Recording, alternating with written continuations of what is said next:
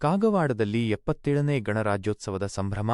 ತಹಶೀಲ್ದಾರ್ ರವೀಂದ್ರ ಹಾದಿಮನಿ ಅವರಿಂದ ಧ್ವಜಾರೋಹಣ.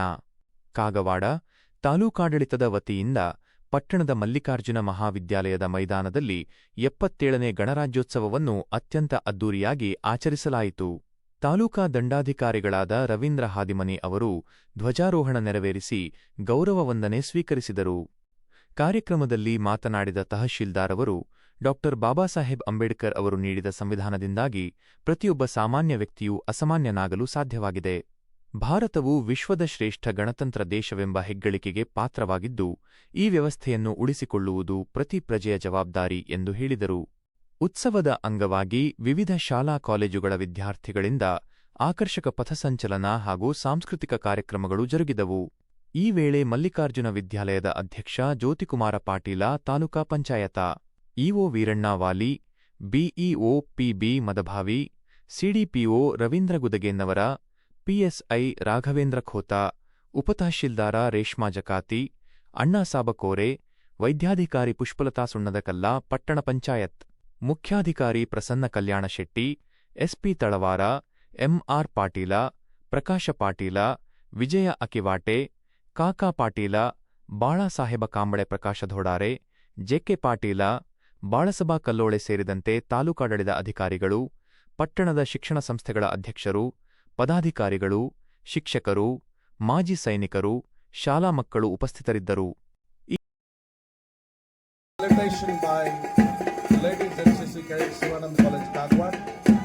ಮಹಿಳಾ ಸಿಬ್ಬಂದಿಗಳಿಂದ ಗೌರವ ಸೂಚನೆ. ಶಿವಾನಂದ ಮಹಾವಿದ್ಯಾಲಯ ಕಾಗವಾಡದ ಎನ್ಸಿಸಿ ಕ್ಯಾಡೆಟ್ಸ್, ಜೂನಿಯರ್ ಕ್ಯಾಡೆಟ್ಸ್ ಗೌರವ ಸೂಚನೆ, ಸ್ಯಾಲ್ಯುಟೇಷನ್. ಜೂನಿಯರ್ ಎನ್ಸಿಸಿ ಗರ್ಲ್ಸ್, ಮಹಿಳಾ ಎನ್ಸಿಸಿ ಕ್ಯಾಡೆಟ್ಸ್ ಘರ್ಷಣೆ. ಮಲ್ಲಿಕಾರ್ಜುನ ವಿದ್ಯಾಲಯ ಏರ್ಫೋರ್ಸ್ ಕ್ಯಾಡೆಟ್ಸ್ಗಳಿಂದ ಗೌರವ ಸೂಚನೆ. ಮೊದಲಿಗೆ ವಿದ್ಯಾರ್ಥಿಗಳಿಂದ ಕ್ಯಾಡೆಟ್ಸ್ ಬಾಯ್ಸ್ ಸ್ಯಾಲ್ಯುಟೇಷನ್ಸ್, ಇದಾದ್ಮೇಲೆ ಮಹಿಳೆ ladies girls saluting to the flag. ಇದೊಂದೆಲ್ಲ ನಮ್ಮ ಹೆಮ್ಮೆಯ ಆತ್ಮೀಯ ಗೌರವ ಸೂಚನೆ ಮತ್ತು ಪಥಸಂಚಲನ.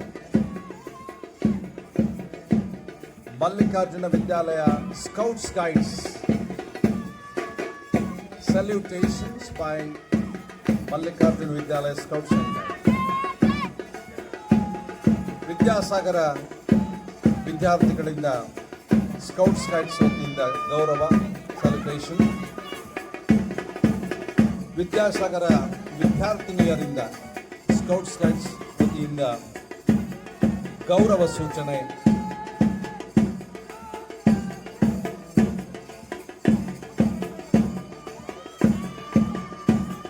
ಬಾಬನಗೌಡ ಪಾಟೀಲ್ ಸ್ಕೌಟ್ಸ್ ಗೈಡ್ಸ್ ವಿದ್ಯಾರ್ಥಿಗಳಿಂದ ಗೌರವ ಸೂಚನೆ. ನಾವೆಲ್ಲ ಈ ಗಣರಾಜ್ಯ ಬಾಬನಗೌಡ ಪಾಟೀಲ್ ಬಾಲಕಿಯರಿಂದ, ಸ್ಕೌಟ್ಸ್ ಗೈಡ್ಸ್ ಬಾಲಕಿಯರಿಂದ ಗೌರವ ಸೂಚನೆ. ನಮ್ಮೆಲ್ಲ ಸಂಭ್ರಮ, ಬಹಳ ಅದ್ಧೂರಿಯಾದ ಕಾರ್ಯಕ್ರಮ ಗಣರಾಜ್ಯೋತ್ಸವ. ಇದು 77ನೆಯ ಗಣರಾಜ್ಯ ನಂತರ ಈ ದೇಶದಲ್ಲಿ ಮಾಡುವಂತಹ ಸಂವಿಧಾನವನ್ನು ರಚಿಸುವ ಜವಾಬ್ದಾರಿ ನಮ್ಮ ಮೇಲೆ ಬಿದ್ದಿತು. ನಮ್ಮ ದೇಶ ಸ್ವತಂತ್ರವಾದ ಸಮಯದಲ್ಲಿ ಹಲವಾರು ಸಂಸ್ಥಾನಗಳಲ್ಲಿ ವಿಭಜಿಸಲ್ಪಟ್ಟಿತ್ತು. ಆ ಸಮಯದಲ್ಲಿ ದೇಶವೊಂದು ಅವಶ್ಯಕತೆ ಇತ್ತು. ಆದ್ದರಿಂದ 1947ರ ಆಗಸ್ಟ್ 29ರಂದು ಡಾಕ್ಟರ್ ಬಿ.ಆರ್. ಅಂಬೇಡ್ಕರ್ ಅವರ ನೇತೃತ್ವದಲ್ಲಿ ಸಂವಿಧಾನ ಕರಡು ಸಮಿತಿಯನ್ನು ನೇಮಿಸಲಾಯಿತು. ಈ ಸಮಿತಿಯು ಸಂವಿಧಾನದ ಕರಡನ್ನು ಸಿದ್ಧಪಡಿಸಿ ನವೆಂಬರ್ 4, 1947ರಂದು ಮಂಡಿಸಿತು. ಇದನ್ನು ನವೆಂಬರ್ 26, 1949ರಂದು ಅಂಗೀಕರಿಸಲಾಯಿತು ಮತ್ತು ಅನೇಕ ಪರಿಷ್ಕರಣೆಗಳು ಮತ್ತು ತಿದ್ದುಪಡಿಗಳ ನಂತರ ಭಾರತದ ಸಂವಿಧಾನವು ಜನವರಿ 26, 1950ರಂದು ಜಾರಿಗೆ ಬಂದಿತು. ಭಾರತರಂದು ಭಾರತೀಯ ರಾಷ್ಟ್ರೀಯ ಕಾಂಗ್ರೆಸ್ ಪೂರ್ಣ ಸ್ವರಾಜ್ಯವನ್ನು ಗುರಿಯಾಗಿಸಿಕೊಂಡಿತು. ಲಾಹೋರ್ನಲ್ಲಿ ನಡೆದ ಕಾಂಗ್ರೆಸ್ ಅಧಿವೇಶನದಲ್ಲಿ ಈ ನಿರ್ಧಾರವನ್ನು ತೆಗೆದುಕೊಳ್ಳಲಾಯಿತು. ಜನವರಿ 26 ಪೂರ್ಣ ಸ್ವರಾಜ್ಯ ದಿನ ಎಂದು ಘೋಷಿಸಲಾಯಿತು. ಈ ಕಾರಣಕ್ಕಾಗಿಯೇ ಭಾರತದ ಸಂವಿಧಾನವನ್ನು ಸ್ವಾತಂತ್ರ್ಯದ ನಂತರ ಈ ದಿನದಂದು ಜಾರಿಗೆ ತರಲಾಯಿತು. ಭಾರತದ ಪ್ರಜೆಗಳನ್ನು ಆಳುವ ಶಾಸಕಾಂಗ, ನ್ಯಾಯ ಒದಗಿಸುವ ನ್ಯಾಯಾಂಗ ಹಾಗೂ ಜನರಿಗಾಗಿ ಕೆಲಸ ಮಾಡುವ ಕಾರ್ಯಾಂಗಗಳು ಹೇಗಿರಬೇಕು, ಯಾವೆಲ್ಲ ನೀತಿ ನಿಯಮಗಳನ್ನು ಕಟ್ಟಳೆಗಳನ್ನು ಅವರು ಪಾಲಿಸಬೇಕು ಎಂಬೆಲ್ಲ ಸೂಚನೆಗಳನ್ನು ಹಾಕಿಕೊಟ್ಟ ಸಮಗ್ರ ಮಾಹಿತಿಗಳ ಗುಚ್ಛವೇ ಸಂವಿಧಾನ. ನಮ್ಮ ಸಂವಿಧಾನವು ರಷ್ಯಾ, ಬ್ರಿಟನ್, ಅಮೆರಿಕ, ಇತರೆ ಹಲವು ದೇಶಗಳ ಸಂವಿಧಾನದ ಪ್ರಮುಖ ಅಂಶಗಳ ಸಂಯೋಜನೆಯಾಗಿದೆ.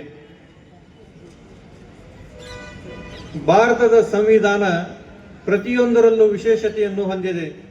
ನಮ್ಮ ಸಂವಿಧಾನವು ಹಸ್ತಾಕ್ಷರದಲ್ಲಿ ರಚನೆಯಾಗಿದ್ದು, ಹಸ್ತಾಕ್ಷರದಲ್ಲಿ ರಚನೆಯಾದ ವಿಶ್ವದ ಮೊದಲ ಸಂವಿಧಾನ. ಹಿಂದಿ ಮತ್ತು ಇಂಗ್ಲಿಷ್ ಭಾಷೆಗಳಲ್ಲಿ ಸಂವಿಧಾನವನ್ನು ರಚನೆ ಮಾಡಲಾಗಿದೆ. ಇಂತಹ ಸಂವಿಧಾನವನ್ನು ನೀಡಿದ ಭಾರತ ರತ್ನ ಡಾಕ್ಟರ್ ಬಾಬಾ ಸಾಹೇಬ್ ಅಂಬೇಡ್ಕರ್ ಅವರನ್ನು ಭಾರತೀಯ ಸಂವಿಧಾನದ ಪಿತಾಮಹ ಅಥವಾ ಭಾರತೀಯ ಸಂವಿಧಾನದ ಶಿಲ್ಪಿ ಎಂದು ಕರೆಯಲಾಗುತ್ತದೆ.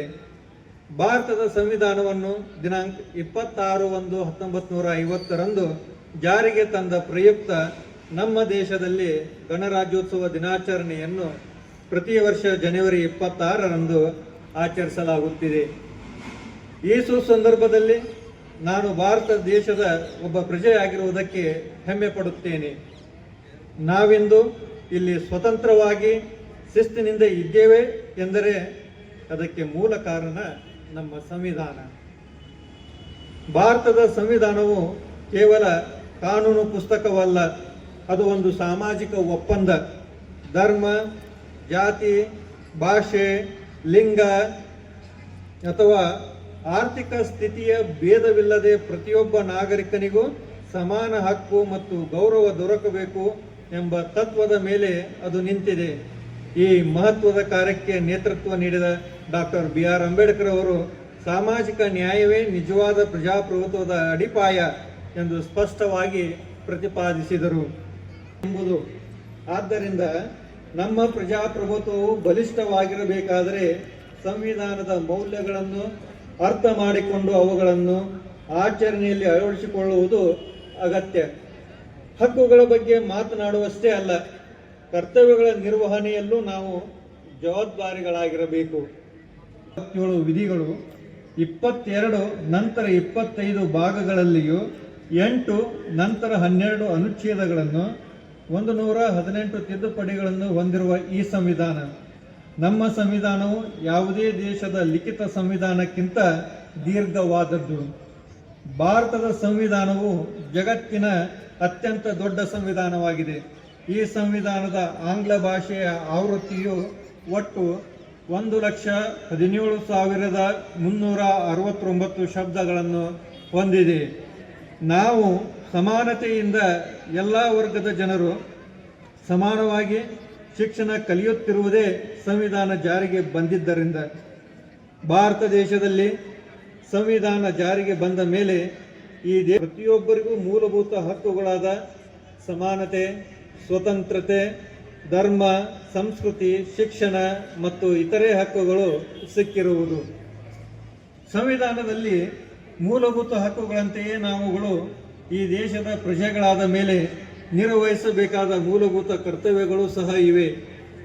ದೇಶದ ಸಂಪನ್ಮೂಲಗಳನ್ನು ಕಾಪಾಡುವುದು, ರಾಷ್ಟ್ರಗೀತೆ, ರಾಷ್ಟ್ರಧ್ವಜವನ್ನು ಗೌರವಿಸುವುದು, ಸರ್ಕಾರದ ನಿಯಮಗಳು, ಸಂವಿಧಾನದ ಆದರ್ಶಗಳನ್ನು ಪಾಲಿಸುವುದು ಹಾಗೂ ಇತರೆ ಜವಾಬ್ದಾರಿಗಳು ನಮ್ಮ ಮೇಲೆ ಇವೆ.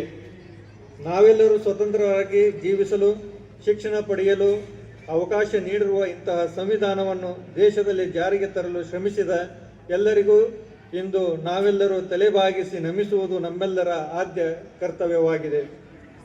ಸ್ವಾತಂತ್ರ್ಯ, ಸಮಾನತೆ, ಸಹೋದರತ್ವ, ಏಕತೆ, ಭ್ರಾತೃತ್ವ ಸ್ವತಂತ್ರ ಭಾರತದ ಸಂವಿಧಾನದಲ್ಲಿ ಇರುವ 5 ಪ್ರಮುಖ ಮೌಲ್ಯಗಳಾಗಿವೆ. ಆಗಸ್ಟ್ 15, 1947ರಲ್ಲಿ ಬ್ರಿಟಿಷರಿಂದ ತಾತ್ವಿಕವಾಗಿ ಸ್ವಾತಂತ್ರ್ಯವನ್ನು ಪಡೆದುಕೊಂಡ ದಿನವಾದರೆ, ಜನವರಿ 26, 1950 ಭಾರತ ತನ್ನ ಸಂವಿಧಾನವನ್ನು ಜಾರಿಗೊಳಿಸಿದ ದಿನವಾಗಿದೆ. ರಾಜಪ್ರಭುತ್ವವನ್ನು ತ್ಯಜಿಸಿ ಪ್ರಜಾಪ್ರಭುತ್ವದಲ್ಲಿ ತನ್ನ ನಿಜ ಅಸ್ತಿತ್ವವನ್ನು ಸ್ಥಾಪಿಸಿದ ದಿನವಾಗಿದೆ.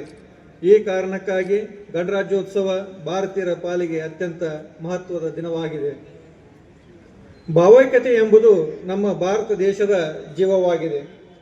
ನಮ್ಮ ದೇಶಕ್ಕೆ ಸಮೃದ್ಧ ಸಂಸ್ಕೃತಿಯ ಇತಿಹಾಸ ಮತ್ತು ವೀರ ಧೀರರ ಪರಂಪರೆಯ ಹಿನ್ನೆಲೆ ಇದೆ. ಸೌಹಾರ್ದತೆ, ಶಾಂತಿ, ಸಹಿಷ್ಣುತೆ, ಸಮಾನತೆ ಇವು ದೇಶವನ್ನು ಭದ್ರಪಡಿಸುವ ಮೌಲ್ಯಗಳಾಗಿವೆ. ನಾವು 7 ದಶಕಗಳಲ್ಲಿ ಬಹಳಷ್ಟು ಸಾಧಿಸಿದ್ದೇವೆ. ಸಾಧಿಸಬೇಕಾಗಿರುವುದು ಇನ್ನೂ ಸಾಕಷ್ಟಿದೆ. ನಾವೆಲ್ಲರೂ ಇಂದು ಜವಾಬ್ದಾರಿಯನ್ನು ಅರಿತು ಕೆಲಸ ಮಾಡುವ ಮೂಲಕ ವೈಯಕ್ತಿಕವಾಗಿ ಮತ್ತು ಸಾಂಘಿಕವಾಗಿ ಪ್ರಯತ್ನ ಪಟ್ಟರೆ ದೇಶದ ವಿವಿಧ ಕ್ಷೇತ್ರಗಳಲ್ಲಿ ಪ್ರಗತಿ ಸಾಧ್ಯವಾಗುತ್ತದೆ. ಶಿಕ್ಷಣದ ಮೂಲಕ ನಾವು ಈ ಸಾಧನೆಯ ಹಾದಿಯನ್ನು ತರಲು ಶ್ರಮ ಪಡಬೇಕಿದೆ. ನಮ್ಮ ನಿಜವಾದ ಅರ್ಥ, ಸ್ಥಾನಮಾನ ತಮ್ಮ ಅಲ್ಪೋಪಹಾರವನ್ನ ಸ್ವೀಕರಿಸಬೇಕು ಅಂತ ಅವರಲ್ಲಿ ಸೂಚನೆ. ಮಲ್ಲಿಕಾರ್ಜುನ್ ವಿದ್ಯಾಲಯ ಕಾಗವಾಡ ಅವರು ದ್ವಿತೀಯ ಸ್ಥಾನವನ್ನು ಪಡೆದಿದ್ದಾರೆ. ಅವರಿಗೆ ಟ್ರೋಫಿಯನ್ನ ವಿತರಿಸ್ತಾ ಇರ್ತಕ್ಕಂಥ ವೇದಿಕೆ ಮೇಲೆ ಆಸೀನರಾಗಿ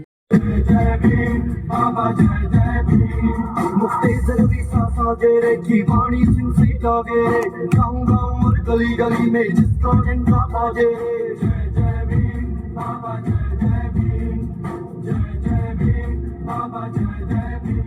सला उठा लढाया चिडेल आली सज्ज भारी निळा टिळा लावली कपाळी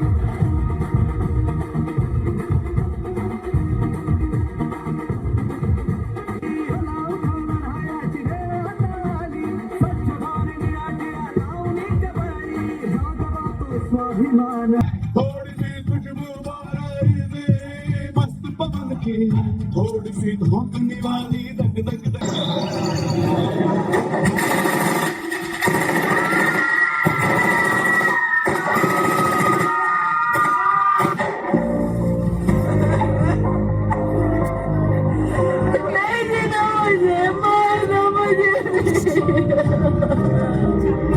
नहीं, तुझे हम नहीं मारेंगे। अब जा और अपने सियासी लोगों से बोल। बच्चे के लिए आपका खून खोल रहा है।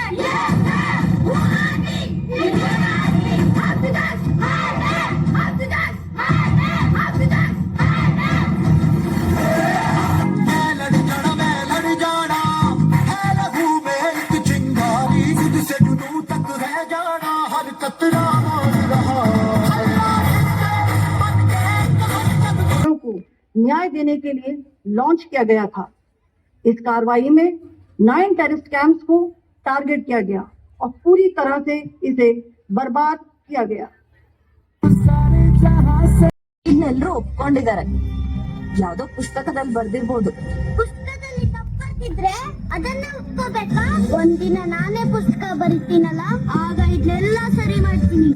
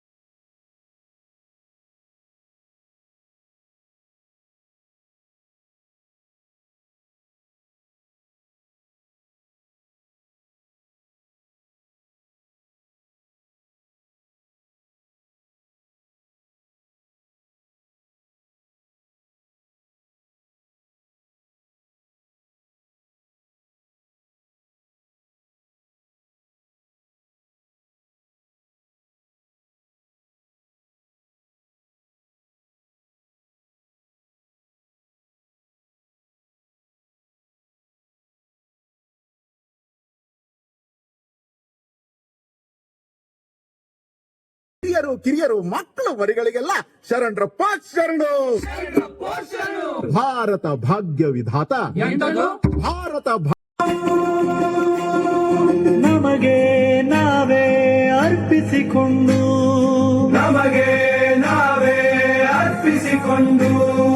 ಅಂಗೀಕರಿಸಿ ಅಂಗೀಕರಿಸಿ ಶಾಸನವಾಗಿ ಶಾಸನವಾಗಿ ವಿಧಿಸಿಕೊಂಡಿದ್ದೇವೆ. ಸಮಗ್ರತೆಗಾಗಿ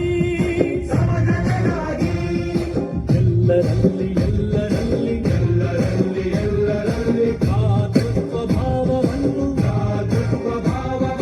ಮೂಡಿಸುವುದಕ್ಕಾಗಿ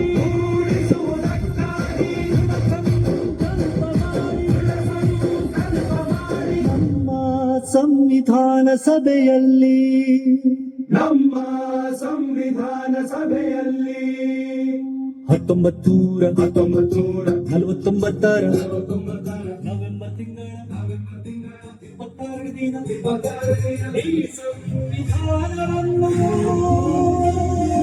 ಈ ಸಂವಿಧಾನವನ್ನು ನಮಗೆ ನಾವೇ ಅರ್ಪಿಸಿಕೊಂಡು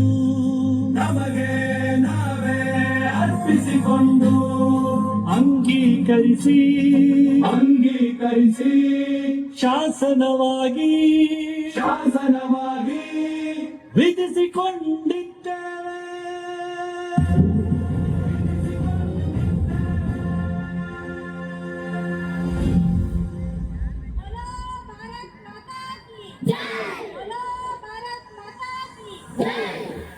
पम पम पम ये देश है वीर जवानों का बेलों का मस्तानों का इस देश का यारो क्या कहना ये देश है दुनिया का गहना पम पम पम